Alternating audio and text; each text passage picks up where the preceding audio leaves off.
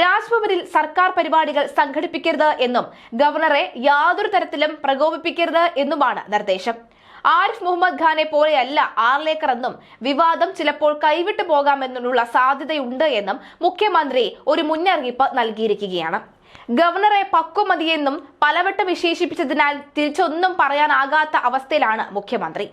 ആരിഫ് മുഹമ്മദ് ഖാൻ BJP-കാരനാണെങ്കിലും ആർലേക്കർ അടിമുടി RSS-കാരനാണ്. പ്രകോപനം തുടരുമെന്ന സൂചന ഗവർണർ നൽകുമ്പോൾ അവസാന വർഷം സർക്കാർ വെള്ളം കുടിക്കും. തുടക്കത്തിൽ ഊഷ്മളമായ ബന്ധം സൂക്ഷിച്ച ഗവർണർക്ക് പൊടുന്നനെ ഇങ്ങനെ ഒരു ഭാവമാറ്റം മുഖ്യമന്ത്രിയോ CPM-ഓ പ്രതീക്ഷിച്ചതല്ല. അതുകൊണ്ട് തന്നെ ഇപ്പോൾ ഗവർണർ എടുക്കുന്ന പ്രകോപനത്തിന്റെ ഉത്തരവാദി പൂർണ്ണമായി അദ്ദേഹമാണോ എന്ന സംശയം CPM-നുണ്ട്. ഗവർണർ മുഖ്യമന്ത്രിയുമായി അടുപ്പം പുലർത്തുന്നതിൽ BJP-യിലും RSS-ലും നീരസമുണ്ടായിരുന്നു. ഇതിന്റെ പ്രതിഫലനമാണ് ഇപ്പോഴത്തെ സംഭവവികാസങ്ങളെ സർക്കാരും പാർട്ടിയും കാണുന്നത്. BJP പ്രസിഡന്റായി രാജീവ് ചന്ദ്രശേഖർ ചുമതലയേറ്റ ശേഷമാണ് ഗവർണർക്ക് ഭാവമാറ്റം സംഭവിച്ചിരിക്കുന്നത് എന്ന വ്യക്തമായ വിശ്വാസമാണ് പിണറായിക്ക് ഉള്ളത്. ഇതിന് പിന്നിൽ അമിത്ഷായുടെ ഇടപെടൽ ഉള്ളതായും പിണറായി സംശയിക്കുന്നു. ഗവർണറുടെ ഡൽഹി യാത്രകളെ പിണറായി ഭയക്കുന്നു. ആരിഫ് മുഹമ്മദ് ഖാന്റെ കാര്യത്തിലെന്ന പോലെ ഉന്നത വിദ്യാഭ്യാസ മേഖലയുമായി ബന്ധപ്പെട്ടാണ് പുതിയ ഗവർണർ സർക്കാരുമായി ആദ്യം ഉരസിയത്. UGC കരട് ചട്ടത്തിനെതിരെ സർക്കാർ കൺവെൻഷൻ നടത്തിയതായിരുന്നു പ്രകോപനം.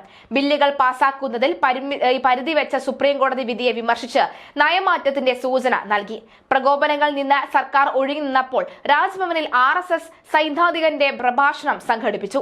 രാജ്ഭവന്റെ സമ്മേളന ഹാളിൽ കാവിക്കൊടി ഏന്തിയ ഭാരതാംബയുടെ ചിത്രം പ്രദർശിപ്പിച്ചതറിഞ്ഞിട്ടും സർക്കാർ മൗനത്തിലായിരുന്നു. എന്നാൽ സർക്കാർ പരിപാടിയിൽ ഈ ചിത്രത്തിൽ ഈ പുഷ്പാർച്ചന വേണമെന്നും നിർബന്ധിച്ചതോടുകൂടി CPI മൗനത്തിന്റെ കെട്ട് പൊട്ടിച്ചു. രാജ്ഭവൻ പ്രതിനിധിയെ കൊണ്ട് ലേഖനം എഴുതിച്ച നിലപാട് വിശദീകരിച്ചായിരുന്നു ഗവർണറുടെ മറുപടി.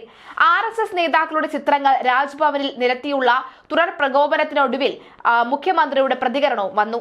എന്നാൽ 6 മാസത്തിനിടെ ആദ്യമായി കടന്നാക്രമിച്ചപ്പോഴും രാജ്ഭവനെ RSS-മായി ചേർത്ത് പറഞ്ഞതല്ലാതെ ഗവർണറെ നേരിട്ട് മുഖ്യമന്ത്രി ഉന്നമിട്ടിട്ടില്ല.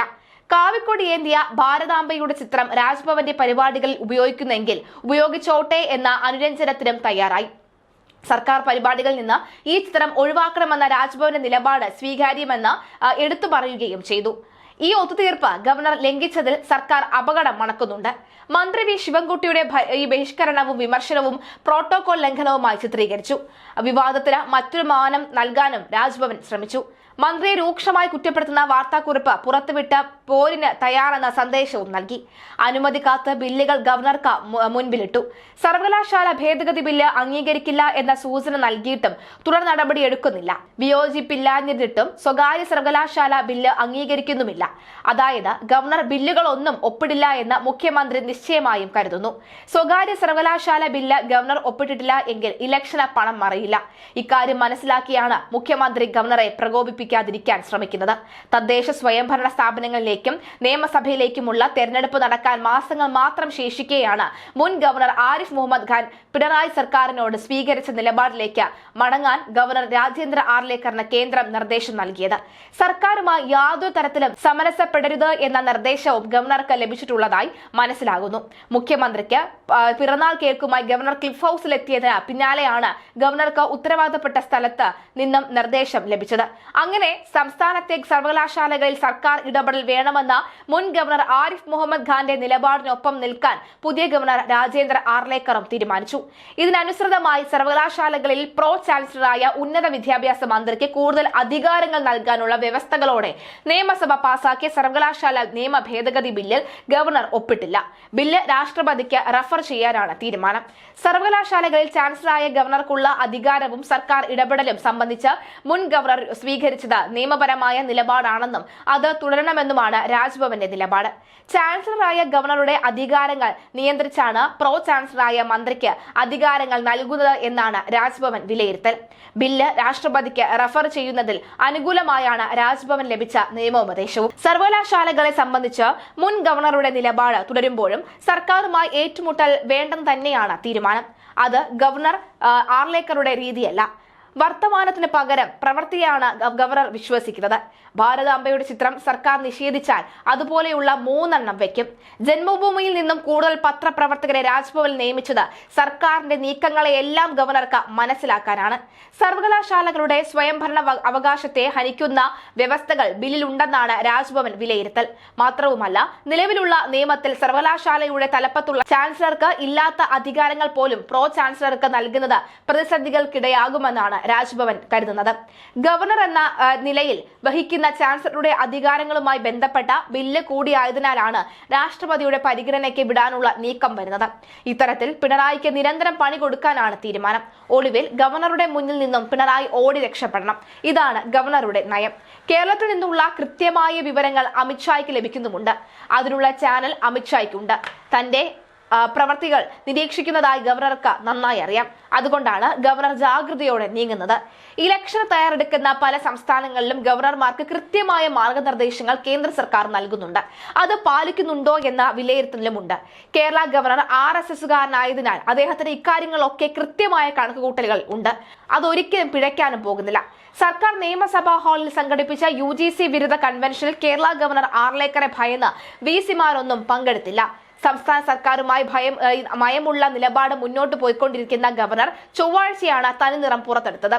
ആരിഫ് മുഹമ്മദ് ഖാനെ പോലെ പൊട്ടിത്തെറിക്കുകയോ സർക്കാരിനെതിരെ നിരന്തരം സംസാരിക്കുകയോ ചെയ്യാത്ത ഗവർണർ ആർലേക്കർ UGC വിരുദ്ധ കൺവെൻഷനോട് കൂടിയാണ് പിണറായിയുമായി പൂർണ്ണമായി തെറ്റിയത്.